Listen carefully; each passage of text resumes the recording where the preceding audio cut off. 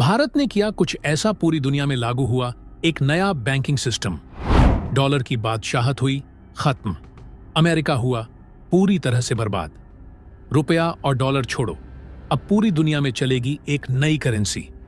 दोस्तों, इस समय एक नया इंटरनेशनल पावर सेंटर बड़ी तेजी के साथ उभर रहा है, जो पूरी दुनिया की आर्थिक ढांचा को बदलने की कगार पर है।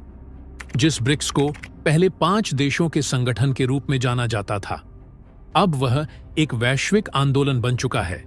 अगर अक्टूबर 2024 की रिपोर्ट देखें, तो ब्रिक्स में शामिल होने के लिए 40 से 47 देश आगे आए हैं।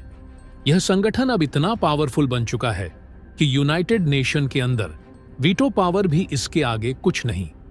अब यह संगठन अमेरिकी डॉलर की बादशाहत को कड़ी चुनौती देने के लिए तैयार है और इंटरनेशनल सिस्टम को फिर से एक नया रूप दे रहा है। तो दोस्तों, इस वीडियो में हम जानेंगे कि ब्रिक्स का यह एक्सपेंशन कैसे पूरी दुनिया की आर्थिक और पॉलिटिकल सिनारियो को बदल सकता है, और क्या यह दुनिया के लिए एक नई शुरुआत है। क्या पूरी दुनिया में एक नई बैंकिंग सिस्टम लागू होने जा रही है? तो दोस्तों, पूरी खबर क्या है जानेंगे इस वीडियो में। लेकिन उससे पहले, ब्रिक्स में जो भारत को सबसे पावरफुल सीट मिली है, इसके लिए इस वीडियो पर एक लाइक तो बनता है। फटाफट वीडियो को लाइक कर दीजिए। दोस्तों, ब्रिक्स का गठन भारत, ब्राजील, रूस, चीन और दक्षिण अफ्रीका जैसे शक्तिशाली देशों ने किया था। लेकिन आज यह केवल 5 देशों का संगठन नहीं रहा, बल्कि यह एक ऐसा मंच बन चुका है जिसमें शामिल होने के लिए दुनिया के डेवलप्ड देश पागल हो चुके हैं, क्योंकि इसके जरिए आर्थिक और राजनीतिक हितों को सबसे ज्यादा सुरक्षित रखा जा सकता है। देखा जाए तो अक्टूबर 2024 तक करीब 40 से 47 देशों ने ब्रिक्स में शामिल होने के लिए अपना इंटरेस्ट दिखाया है। यह संख्या इस बात का संकेत है कि ब्रिक्स अब सिर्फ एक संगठन नहीं, बल्कि एक वैश्विक आर्थिक गठबंधन बन चुका है, जो वर्तमान वैश्विक शक्ति ढांचे को चैलेंज दे रहा है। इसके पीछे मेन रीजन है इन देशों की अमेरिकी डॉलर पर निर्भरता से बचने की कोशिश।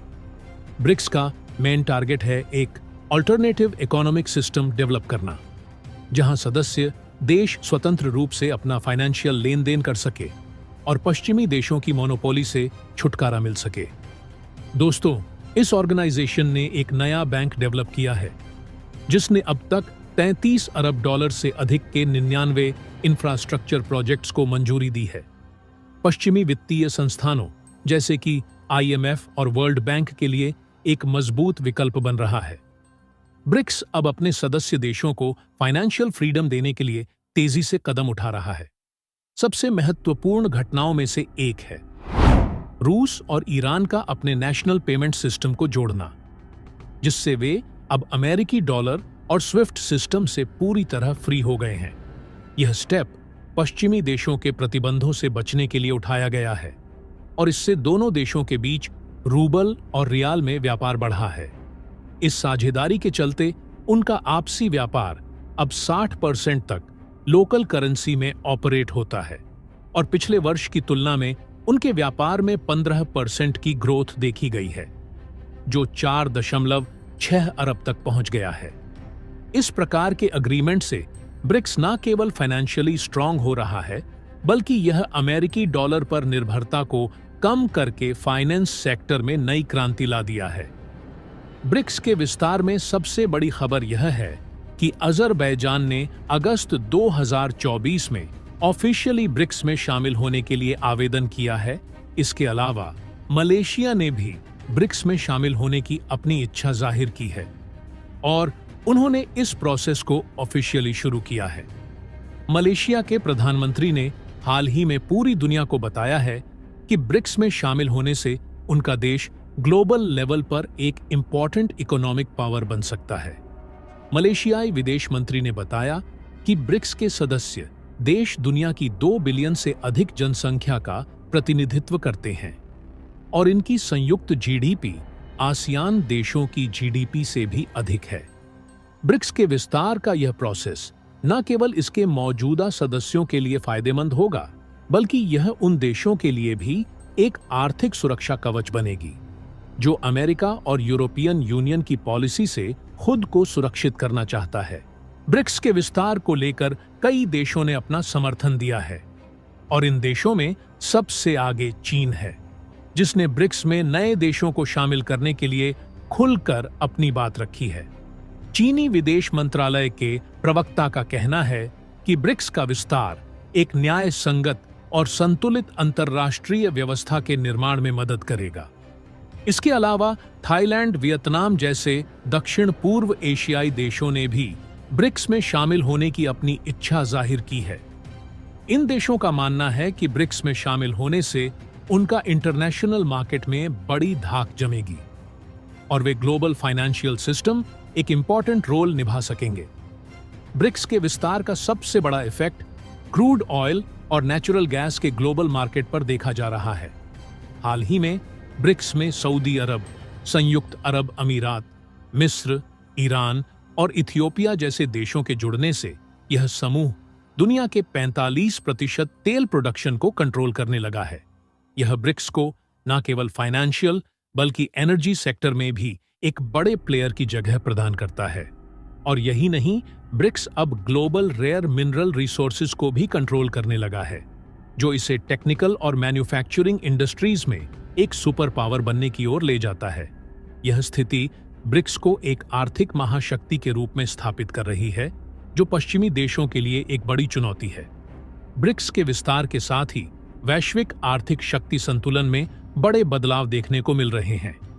आज ब्रिक्स के सदस्य देश वैश्विक जीडीपी का लगभग 31.11% योगदान करते हैं, जो G7 देशों से अधिक है। यह स्पष्ट संकेत है कि ब्रिक्स अब सिर्फ एक उभरता हुआ संगठन नहीं है, बल्कि यह एक सशक्त आर्थिक गठबंधन बन चुका है। अंतर्राष्ट्रीय व्यापार में ब्रिक्स का बढ़ता इफेक्ट, विशेष रूप से लोकल करेंसी में ट्रेड करने की टेंडेंसी, इसे एक ऑल्टरनेटिव फाइनेंस अरेंजमेंट के रूप में स्थापित कर रही है। जब सदस्य देश अमेरिकी डॉलर के बजाय अपनी मुद्राओं में व्यापार करते हैं, तो यह उन्हें करेंसी वैल्यू में उतार चढ़ाव और पश्चिमी प्रतिबंधों से बचने की क्षमता प्रदान करता है। इसका सीधा असर वैश्विक आर्थिक संरचना पर होगा, जहां अमेरिकी डॉलर की बादशाहत धीरे धीरे कम हो सकती।